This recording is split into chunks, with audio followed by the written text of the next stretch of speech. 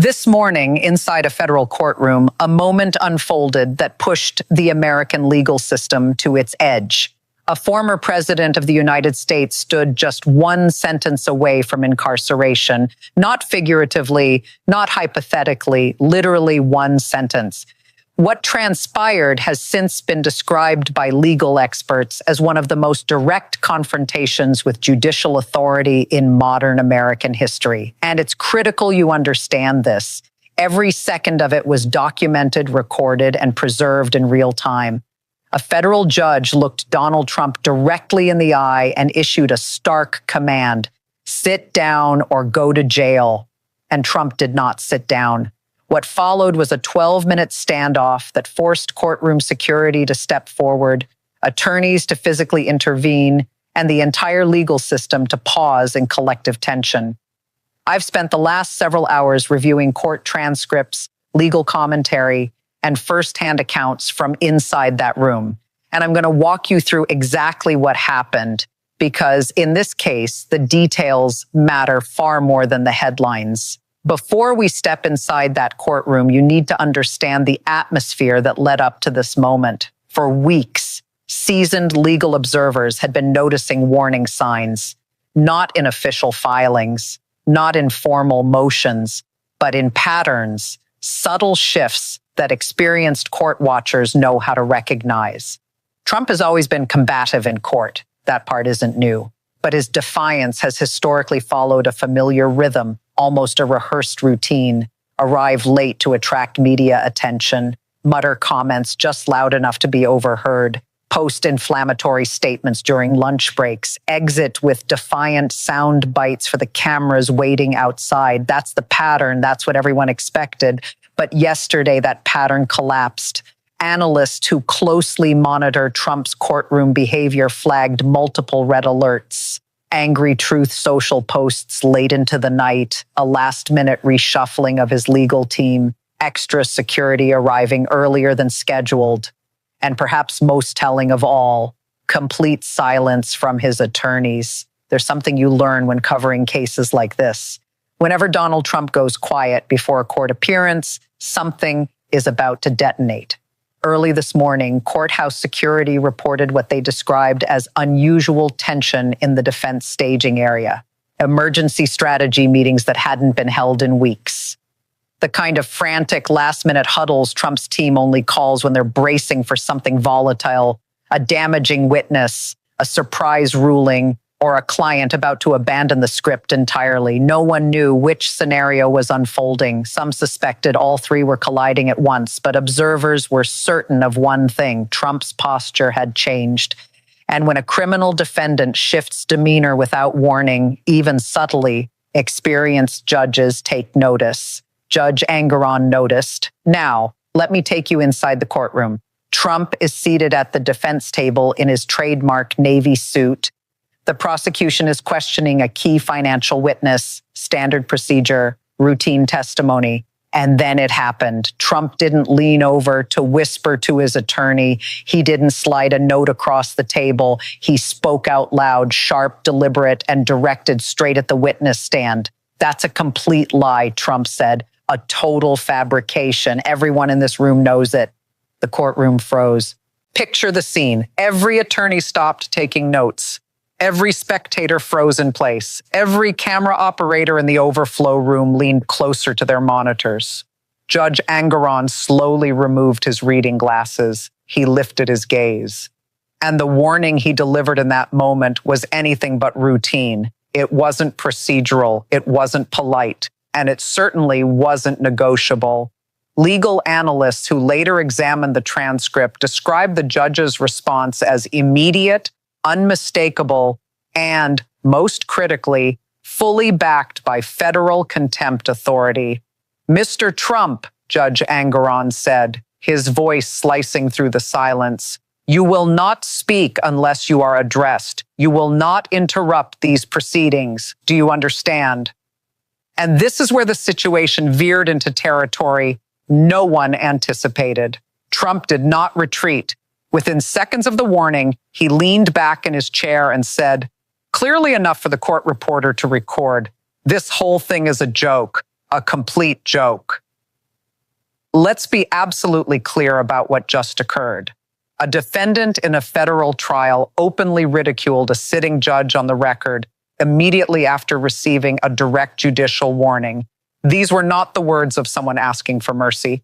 They were the words of someone deliberately testing the limits of authority in that room. Judge Angaran had those limits, and he enforced them. According to court transcripts, the judge issued not one, not two, but three escalating warnings in the span of just 4 minutes. The first followed Trump's initial verbal interruption. The second came after Trump audibly scoffed and muttered "kangaroo court" while the prosecution was speaking. The third came after Trump rose from his seat. "Mr. Trump, sit down immediately," the judge ordered. "Sit down now, or I will have you removed from this courtroom and placed in a detention cell for the remainder of today's proceedings." That word, detention, hit the room like a shockwave. Consider the gravity of that moment. A federal judge presiding over an active trial had just informed a former president of the United States that non-compliance would result in immediate confinement. This was no longer a caution. It was a direct, enforceable command with real consequences. Trump's lead attorney, Alina Habba, sprang to her feet and requested an emergency sidebar. The judge granted it. For 12 minutes, 12 excruciating minutes, attorneys clustered at the bench, locked in hushed, urgent exchanges. And throughout that entire span, Trump remained standing at the defense table, arms folded tight, jaw set, refusing to take his seat. When the sidebar finally ended, Habba returned to the defense table and leaned in close to Trump. Observers in the gallery later said her voice was fast, intense, and unmistakably urgent.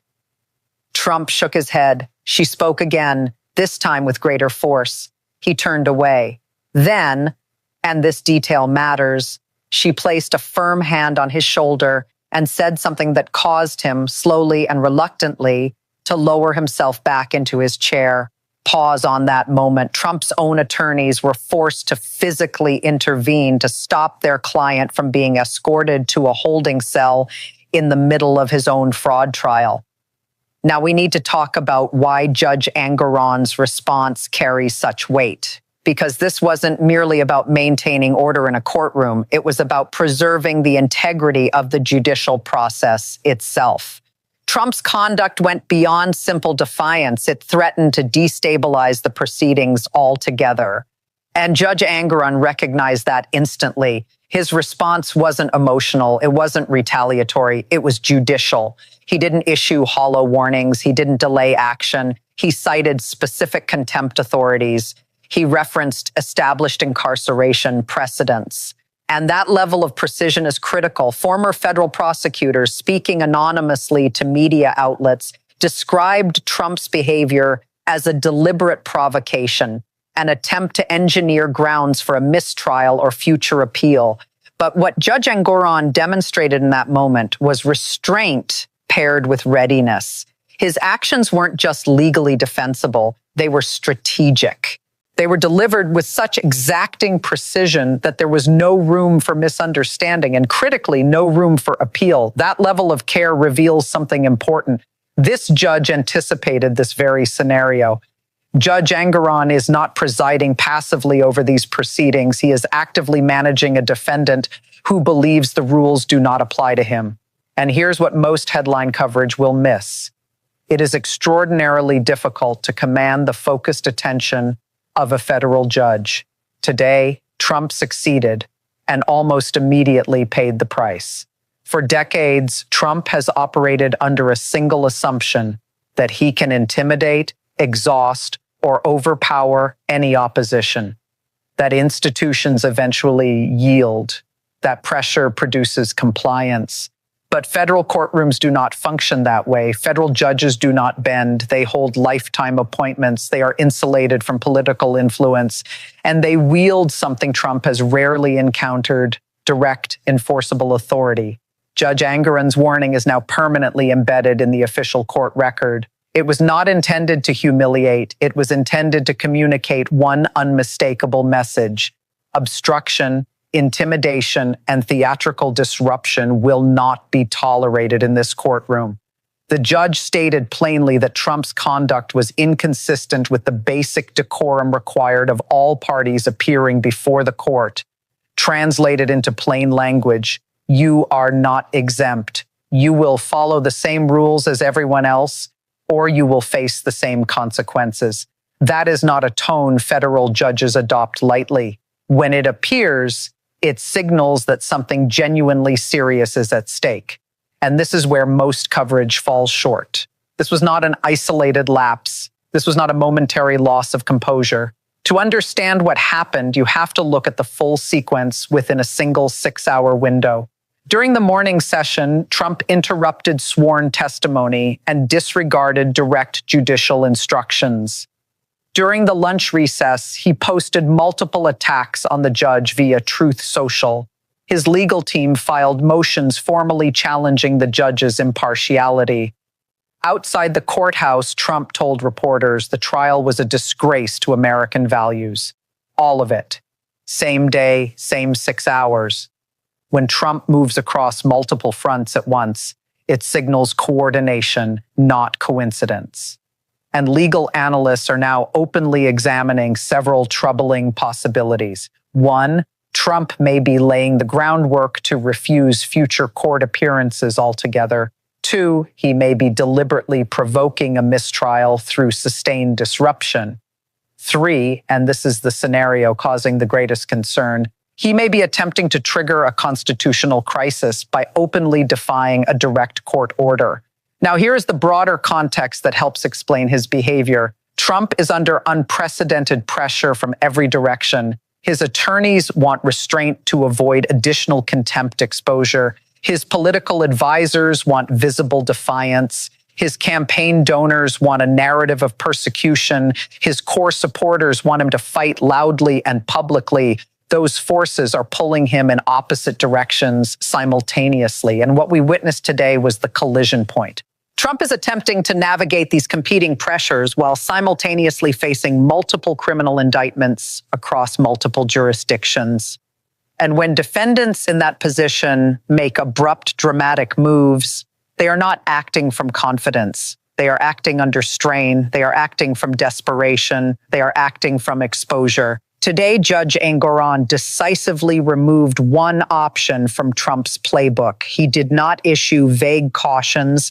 He did not postpone a difficult decision. He did not solicit debate before acting. He issued a direct, unmistakable command: follow the rules of this courtroom or face immediate detention. Now, let me step back and explain why this moment matters far beyond the immediate legal drama. What we are witnessing is a stress test of judicial accountability, a real-time examination of whether the American rule of law still holds under pressure. Trump is testing whether the legal system can be bent to individual will. Judge Engoron is demonstrating that it cannot. Prosecutors are working to ensure the proceedings do not descend into disorder. And the American public across political lines is watching to see whether justice is applied evenly without carve-outs or exceptions. Remember, Trump believed he could delay this trial indefinitely. He believed witnesses could be pressured. He believed media attention could be leveraged to influence judicial outcomes. He believed he was insulated from consequence. But tonight, the opposite reality is taking shape. The trial is moving forward on schedule. Witnesses are testifying under oath without hesitation.